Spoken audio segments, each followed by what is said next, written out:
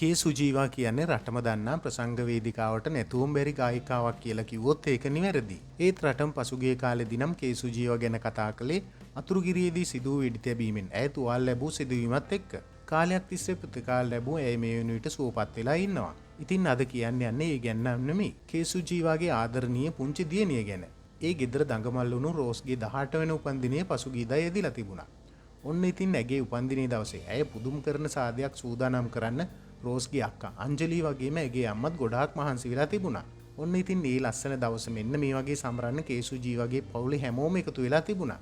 ටික ටික සුවය ලැබමින් ඉන්න කේ සුජීවා එදා නම් හිටියේ වෙනතරත් වඩා ගොඩාක් සතුටින් කියලා ඒ මොහොතේ එතන හිටපු හැමෝ කෙනෙක්ම දැක්කා.